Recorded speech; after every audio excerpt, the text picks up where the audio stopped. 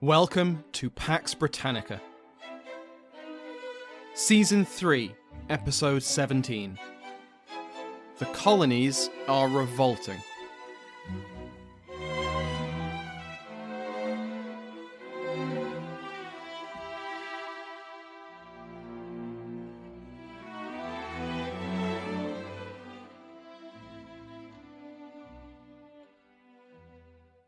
Welcome back to Pax Britannica. I'm your host, Dr. Samuel Hume.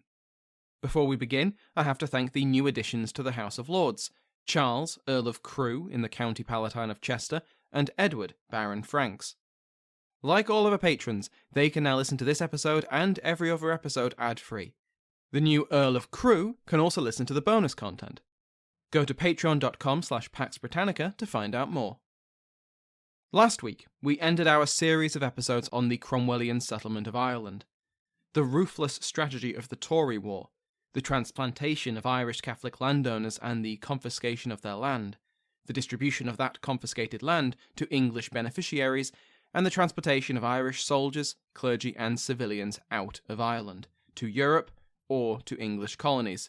By 1657, Ireland was firmly back in the English and future British Empire. But though Ireland may have been England's first colony, by the 1650s it was far from its only one. As we covered at the start of Season 3, the earth-shattering news of the Regicide of Charles I had reached the American and Caribbean colonies in the summer of 1649. Some colonies, particularly the New England colonies, had sympathised with Parliament in the Civil Wars.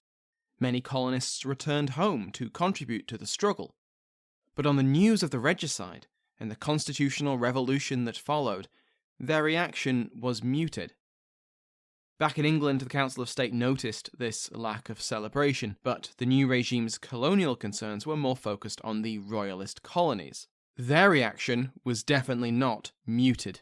The colonies of Antigua, Barbados, Bermuda, Virginia, Newfoundland, and Maryland all proclaimed Charles II as their king.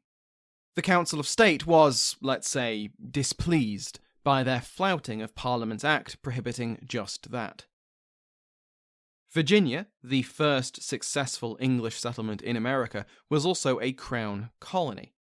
When the Virginia Company had been dissolved, direct royal administration of the colony replaced it.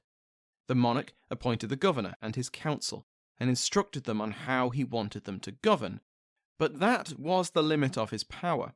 This meant a hands-off approach, at least compared to company rule, and the Virginians liked it that way. The House of Burgesses, filled by Virginian planters and landowners, had increased in influence, and, combined with the governor, the Virginian government was highly autonomous, but it also had a more direct connection to the crown. There was no company or proprietor between them and the king. In many ways, the king was their proprietor.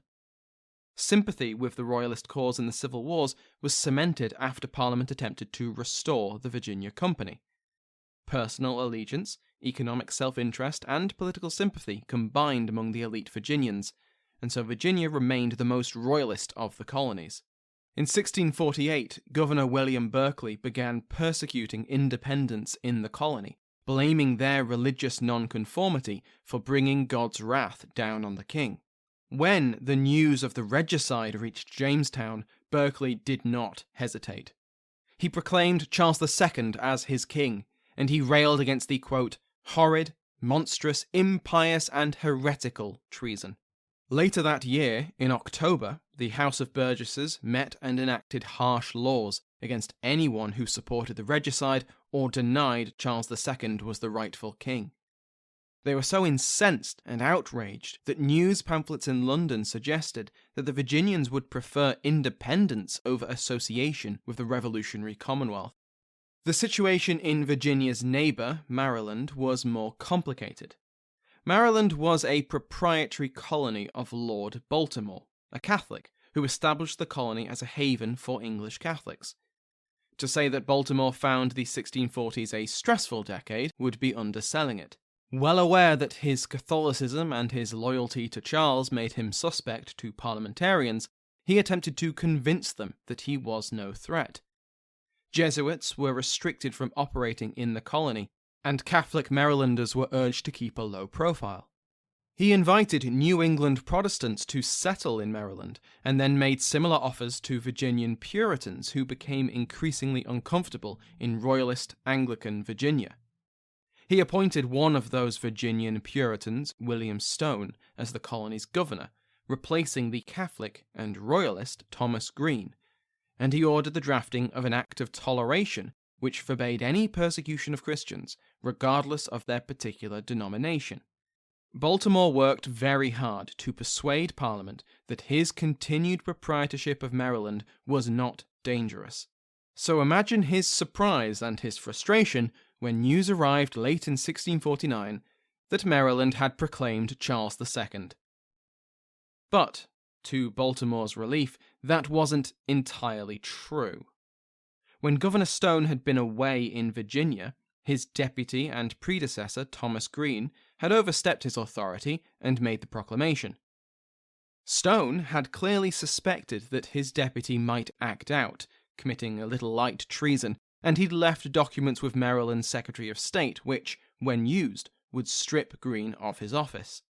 Unfortunately for Stone, and Baltimore, the proclamation got out before that document could be used or Stone could return. Once Stone got back, the proclamation was rescinded, but it left Baltimore fighting fires in London. He used the distance and difficulties in communication as excuses to explain why his colony had seemingly got confused. But it was all fine now. Everything was fine. Please don't take away my colony. The Council of State accepted his explanation and commitments of loyalty, for now. In the Atlantic island colony of Bermuda, the governor was pressured by angry crowds to declare for the king, and demanded other concessions including the issuing of an oath of allegiance, the restoration of the church to a pre-war Laudian form, and the punishment of non-conforming Protestants. The governor, Thomas Turner, agreed to all the conditions with the exception of the last one, but he dragged his feet in actually proclaiming Charles II. Royalist Bermudans were not satisfied, and Turner was deposed as governor. The independents on the island were expelled, placed on a boat, and sent to the Bahamas. The Bahamas had already been settled a few years before by a group of Bermudan independents. The colony of Eleuthera was Republican and Congregationalist, radical in many ways.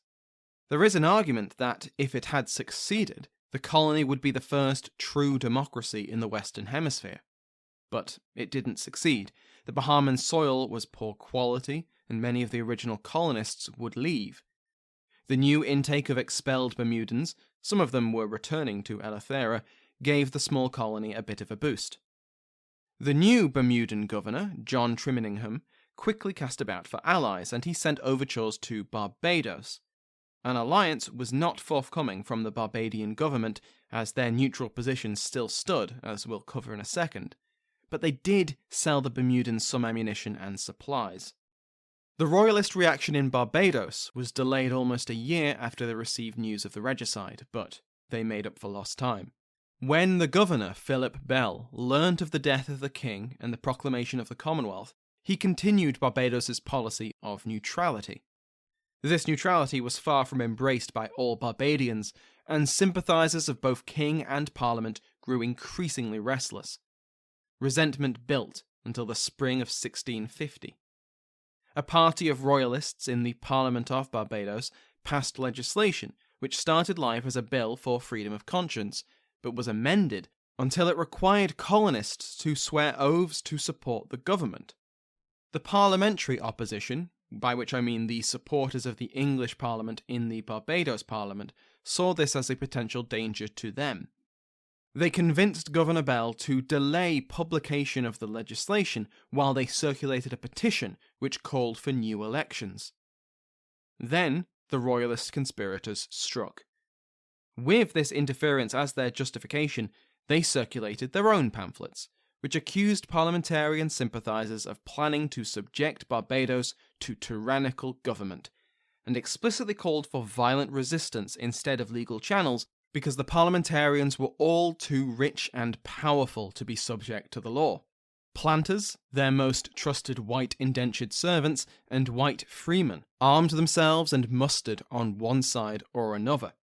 A civil war on Barbados looked possible, and that terrified the plantocracy. The reason that maintaining the peace throughout the 1640s had been so important to Governor Bell was because Bell and the planters, whatever their political allegiance, sat at the top of a very unstable pyramid. Barbados' economy was built on the back of enslaved and indentured labour. Enslaved Africans and indigenous Americans worked alongside indentured white servants. Though the numbers of former prisoners of war were yet to reach the heights we covered last week, indentured labourers certainly had their grievances against their masters, as of course did the enslaved. And combined, they outnumbered the white freemen and especially the planter elites. If Barbados' elite and their clients got distracted by, shooting at each other, then the workers they usually kept firmly under heel might slip out from under it. The situation in Barbados was eerily similar to the one in Haiti a century and a half later. But unlike in Haiti, a violent conflict was nipped in the bud when Governor Bell accepted the conditions of the Royalist faction and Charles II was proclaimed as king. The Parliament of Barbados voted to welcome a governor appointed by Charles II. Charles's chosen governor, Lord Willoughby, had been promising to visit his new domains for a while now, and so Barbados officially invited him. In the meantime, the Royalists would govern the colony. To everyone's surprise, Willoughby landed on Barbados just days after Bell capitulated and the Royalist conspiracy seized power, because Willoughby had finally decided to make good on his promises and actually set sail for the Caribbean. It was very inconvenient timing for the Royalist conspirators, because for all their talk of supporting the king, they'd expected him and his agents to remain safely on the other side of the Atlantic, at least for a while. Humphrey and Edward Walrond, two brothers who had been at the forefront of the conspiracy, had barely got their feet under the table before Willoughby stepped onto land 4 days later, with all the pomp and ceremony of a colonial governor appointed by the king. All they could do was grin and bear it. What was the alternative? They'd seized power in the king's name. They could hardly oppose the king's choice of governor. But the Walronds and Willoughby came to a surprising accommodation. Willoughby, who had only just arrived, agreed to defer taking up his position as governor for 3 months. His commission as governor wasn't just for Barbados, but for all the islands claimed by England, including Antigua, Nevis, Montserrat, St. Kitts, and Santa Cruz. He'd go visit them, get the lay of the land before he took up his formal position in Barbados. He'd leave the colony in the competent hands of the Walrons for the time being, for them to govern in the island's best interests. And so off Willoughby went on his Caribbean cruise. But it didn't go great. With the exception of Antigua, he struggled to get the cooperation of the other Caribbean islands, most of which were desperate to remain neutral. St. Kitts justified their continued neutrality by saying that they were waiting for assurances from either Parliament or the King that their self-government would be protected.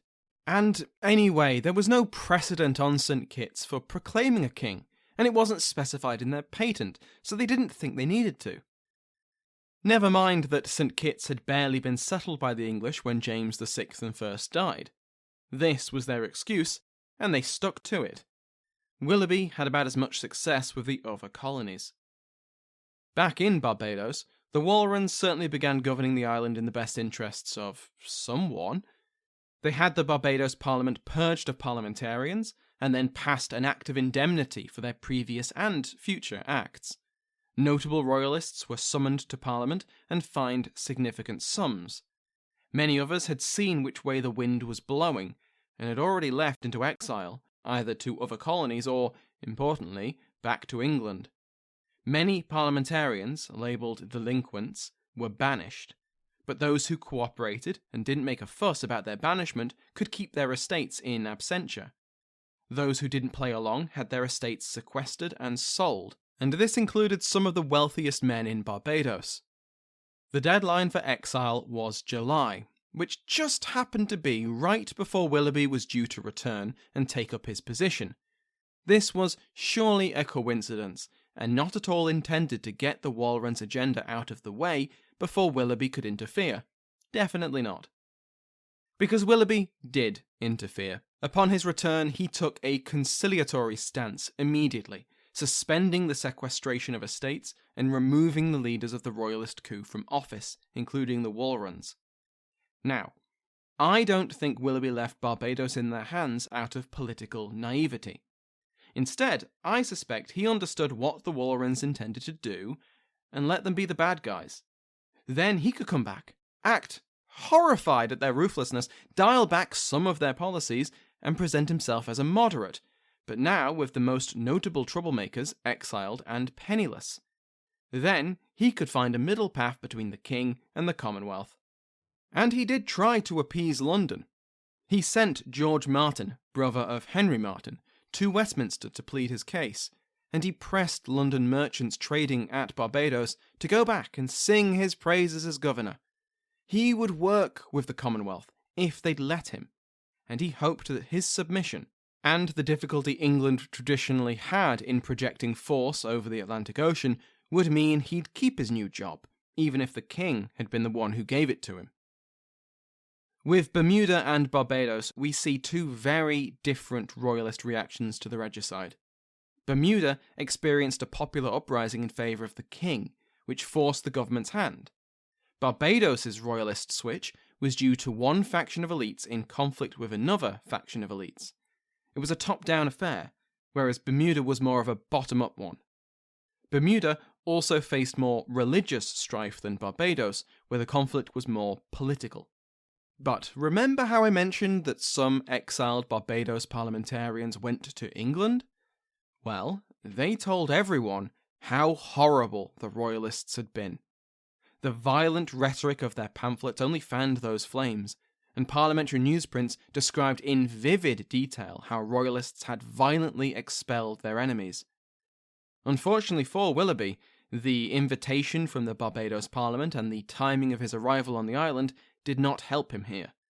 Arriving so soon after the events, it became taken as fact that he had been involved in the conspiracy.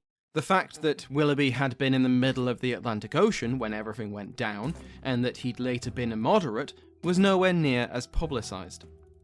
Though merchants and traders who dealt with Barbados urged for peaceful reconciliation, they didn't want war to disrupt their profitable business, the exiled planters demanded a much harder line. They wanted their land back, they wanted their slaves back, and they had a powerful influence over how the Commonwealth crafted its colonial policy. Partly at the urging of the Barbadian exiles, the Council of State would decide on an aggressive and uncompromising strategy.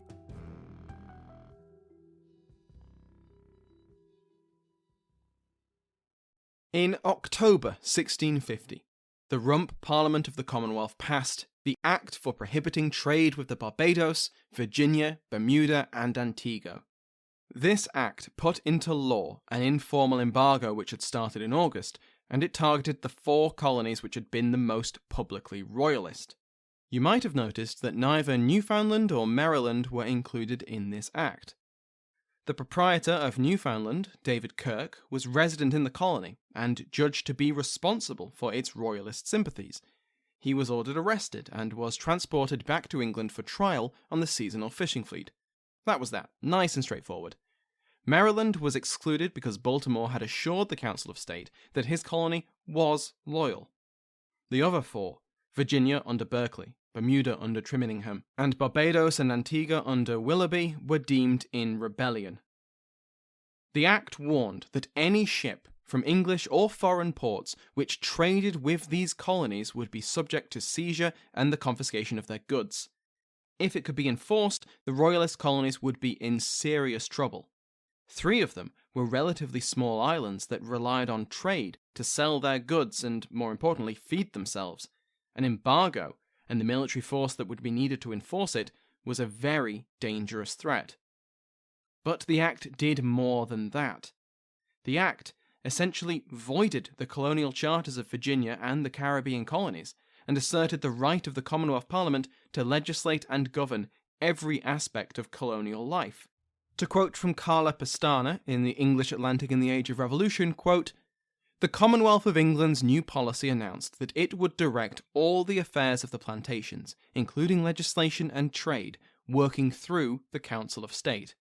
This decision inaugurated a new era, creating for the first time the prospect of a centralised administration of all colonies.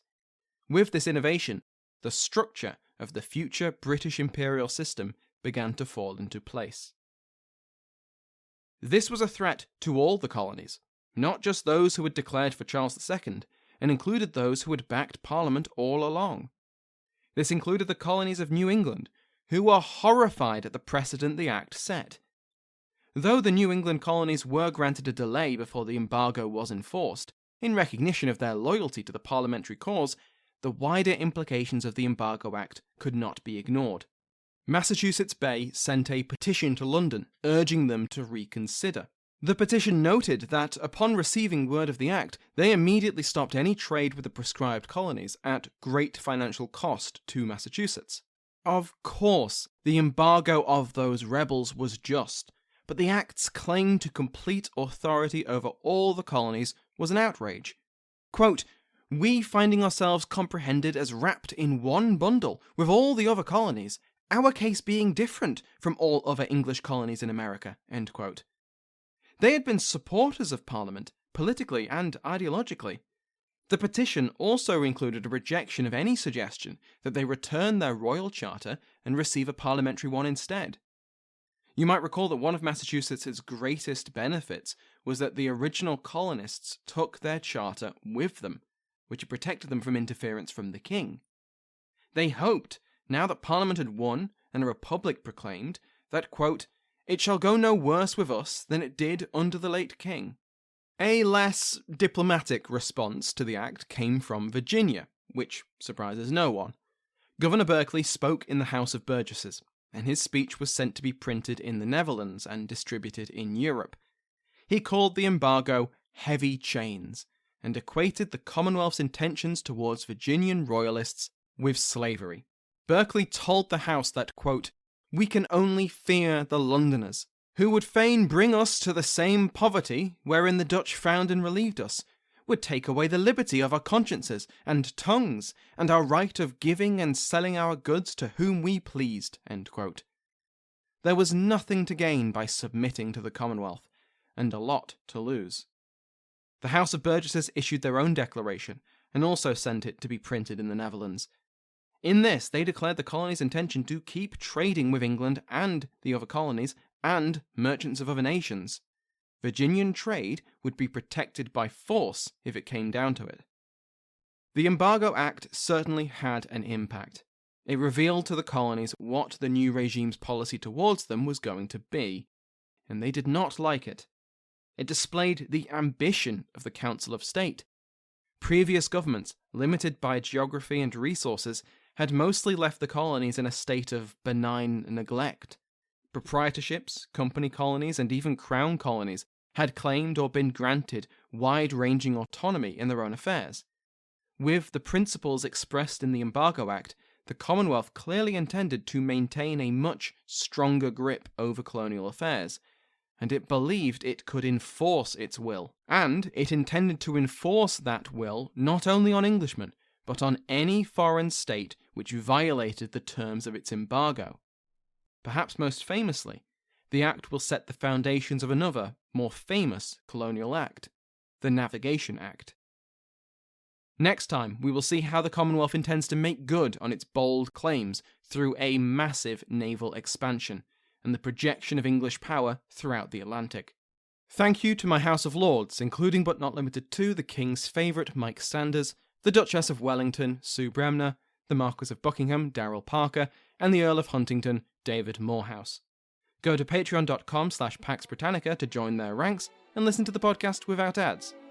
Remember that you can join the mailing list to get news about the show by going to the link in the description. For other great podcasts on the Airwave network, such as My History Can Beat Up Your Politics, check out airwavemedia.com. Thank you to Sounds Like an Earful for the interval music in today's episode, to my entire House of Lords, and to you for listening.